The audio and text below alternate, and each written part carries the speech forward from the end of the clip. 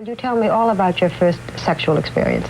My first sexual experience. Late-night television was built on control, but on Johnny Carson's stage, control sometimes slipped. And when it didn't just entertain, it revealed something real. I hope it's a big hit for you. Thank you so much. Comes out a week and a day, easy money. Next Friday it opens, and theaters everywhere.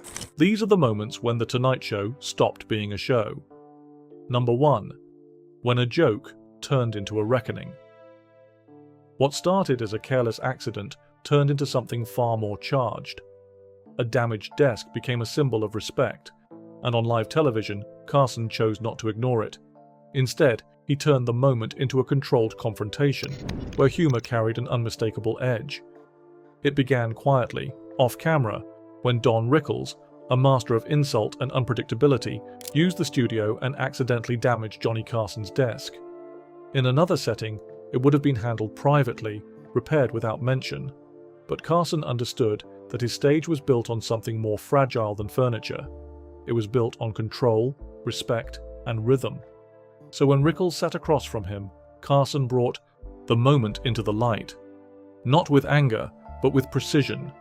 He smiled but didn't soften. He joked but didn't release the tension. As Carson once suggested about hosting, you don't stop the moment. You shape it so the audience feels it. On the show last night. Well, I really... Rickles responded the only way he knew how, deflecting with humor, throwing jabs, trying to turn discomfort into laughter. And the audience followed at first. But something underneath didn't settle. Carson allowed the jokes to land, then linger just long enough to expose the imbalance. Rickles later admitted that Carson could make you funny and uncomfortable in the same breath. Can I get over there? Can I get over there? That was the shift. Not loud, not explosive in the traditional sense, but undeniable. Carson never raised his voice. He didn't need to. By controlling the silence between laughs, he reclaimed the moment entirely. Because in the end, it was never about the desk. It was about reminding everyone that even chaos had boundaries. And on this stage, Carson drew them. Number 2. Silence. Louder than laughter. The audience expected rhythm, but instead they got stillness. The performance stretched time, refusing release, until discomfort took over. Carson held the space, but the tension lingered. This was a moment where comedy dissolved into something deliberately unsettling. When Andy Kaufman stepped onto Johnny Carson's stage, the usual contract between performer and audience quietly disappeared. There were no clear signals, no familiar beats to follow. Instead of delivering jokes, Kaufman leaned into absence, reading passages, elongating pauses, allowing silence to sit where laughter belonged. At first, the audience tried to respond the way they always had. A few scattered laughs, uncertain applause, the instinct to fill the gap. But Kaufman resisted it completely. He stretched the moment further, letting silence become the performance itself. Carson, watching closely, chose not to interrupt. As he once reflected, sometimes the best thing you can do is let the moment play out. Dabble in clowning, I do find it so boorish, so American. The longer it continued, the clearer it became. This was not failure, but intention. Kaufman wasn't losing the audience. He was challenging them, forcing them to confront expectations. Discomfort replaced laughter, and something new emerged. As Kaufman implied through his work, if they don't know whether to laugh, you've got their full attention.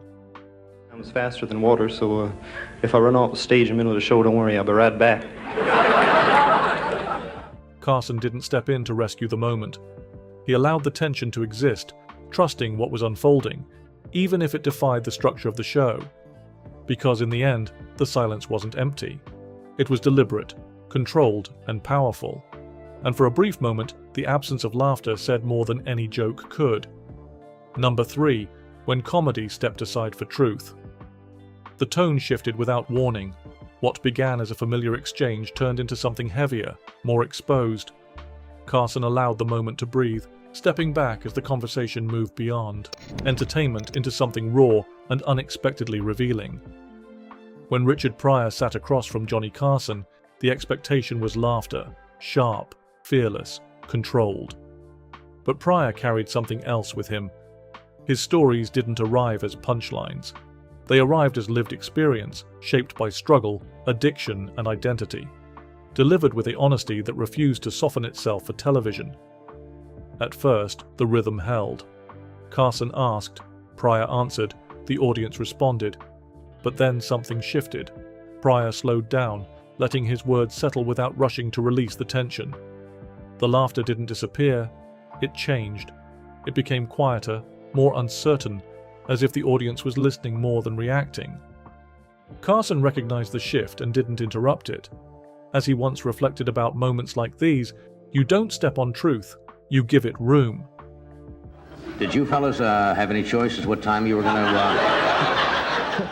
Pryor spoke openly about his experiences, race, pain, self-destruction, without turning them into safe material. The honesty was disarming. It wasn't crafted for comfort, it was direct, and that directness carried weight. As Pryor often expressed in his performances, the truth is the funniest thing there is, but only if you let it be real. All right. Carson's restraint became the anchor. He didn't redirect the tone or pull it back toward lightness. He allowed the conversation to remain where it had gone, trusting the audience to follow. Because in that moment, the show stopped being about entertainment. It became about honesty. And when the laughter returned, it carried something deeper: recognition. Number 4. A silence that ended a partnership. Not every explosion happens in front of an audience. A once trusted relationship fractured quietly, and what followed was absence. No confrontation, no reconciliation, just a door that never reopened, leaving a silence that carried more weight than words ever could. For years, Joan Rivers had been more than a frequent guest on Johnny Carson's show. She was a trusted presence, sharp, reliable, and often seen as a natural extension of Carson's own rhythm. Their dynamic felt effortless, built on timing and mutual understanding that translated seamlessly to the audience. That made what followed feel even more abrupt.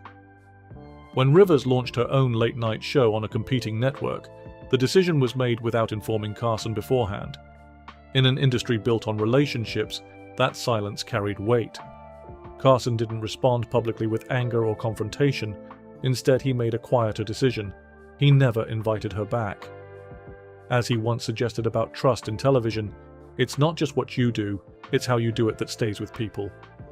He said forget the rest of the year, huh? That's all. They saw December and says, well, forget it. The absence became immediate and permanent. No reunion, no reconciliation, no public resolution. Rivers later spoke about the fallout with a mix of regret and defiance, acknowledging that, "I never thought it would end like that." But by then, the distance had already solidified into something final. And you had the strand of pearls, the same hairdo, the flower, the boa. Look at this. What made the moment explosive was its restraint. There was no argument on stage, no dramatic confrontation for the audience to witness. Just a relationship that ended in silence and stayed that way. Because in the end, the most powerful break isn't always the loudest one. Sometimes, it's the one that never gets spoken about again. Number 5. The night control changed hands. From the first moment, the balance felt unstable. The usual rhythm of the show shifted as the guest redirected the energy, bending the structure. Carson adapted, but the tension remained. This was a rare moment where authority felt shared, not held. When Marlon Brando appeared on Johnny Carson's stage, the expectations were already different. Brando was not a typical guest. He resisted convention, avoided predictability, and approached interviews with a quiet unpredictability that made even seasoned hosts adjust in real time. From the opening exchange, Brando disrupted the familiar cadence. He challenged questions, redirected conversations, and introduced pauses that felt deliberate rather than uncertain. Carson, known for his control and timing, found himself responding rather than leading. As Carson once suggested about difficult interviews, you don't force direction, you follow where the moment wants to go. I was so dead drunk I couldn't... No, you weren't. Now, people ask about that show. Brando's presence shifted the dynamic from performance to negotiation. Each response carried its own rhythm, often ignoring the expected structure of setup and payoff. The audience, sensing the difference, leaned in rather than laughed out. As Brando once reflected on interviews, "I never liked answering questions the way people expect." Yes, man, well, these lights are kind of bright, aren't they? Oh, it was a great interview. Carson adapted with precision, allowing space without surrendering entirely. But the shift remained visible. This was no longer a guided exchange. It was a shared space where control moved fluidly between host and guest, because in the end, the moment wasn't about disruption alone. It was about balance, fragile, shifting, and rarely seen. And for once, Carson didn't hold the stage by himself. He shared it. Number 6. When timing collapsed into chaos. Comedy depends on precision, but this moment unraveled it. Jokes overlapped, pacing slipped, and structure gave way to disorder. Instead of correcting it, Carson leaned in, allowing unpredictability to take over, transforming misalignment into something strangely electric. When Rodney Dangerfield joined Johnny Carson, the expectation was clear: tight timing, clean delivery, controlled rhythm. But Dangerfield operated differently. His style was relentless, a rapid sequence of jokes delivered without pause, leaving little room for the structure Carson typically maintained. From the first exchange, the rhythm fractured. Dangerfield pushed forward, stacking punchlines before the previous one had fully landed. Carson tried to match the pace, but the timing slipped just enough to create overlap. Instead of correcting it, Carson allowed it to unfold. As he once noted about live comedy, sometimes the best moments are the ones you don't control. What a dumb family I got. Are you kidding? I looked up my family tree. I found out I'm the sap. The audience responded with bursts of laughter that came unevenly, catching up to jokes already replaced by new ones. The structure dissolved, but something else took its place, a kind of chaotic energy that felt alive rather than broken. As Dangerfield often said, if you slow down, you lose them, so you don't slow down. I got a mean kid, a very mean kid. He scotch tapes worms to the sidewalk, then watches the birds get hernias. Carson leaned into the disorder, letting his own reactions become part of the rhythm. The imbalance turned into momentum, where unpredictability replaced precision and control gave way to instinct, creating something raw and unrepeatable. Because in the end, the chaos wasn't failure. It was transformation. Raw, immediate, and impossible to replicate twice in the same way, even on a stage built for timing. Number 7. When absurdity took the wheel. The rules didn't break, they vanished. What followed was unpredictable, fragmented, and deliberately strange. Carson didn't resist the shift. He followed it, letting the moment expand beyond logic into something that quietly redefined what late night could become. When Steve Martin stepped onto Johnny Carson's stage, the structure of late-night comedy began to loosen almost immediately. Martin wasn't interested in traditional setups or clean punchlines. His humor leaned into absurdity, props, non-sequiturs, exaggerated confidence, delivered with a straight face. From the first exchange, the rhythm shifted away from predictability. Jokes didn't build, they appeared, disconnected, yet oddly cohesive. Carson, known for guiding conversations with precision, chose not to anchor the moment. Instead, he followed Martin's lead, allowing the absurdity to dictate the pace. As Carson once suggested, if it works, you don't question it, you go with it. I can stay the whole show and a little bit longer. Okay. The audience responded with laughter that felt slightly delayed, as if catching up to the logic after it had already moved on.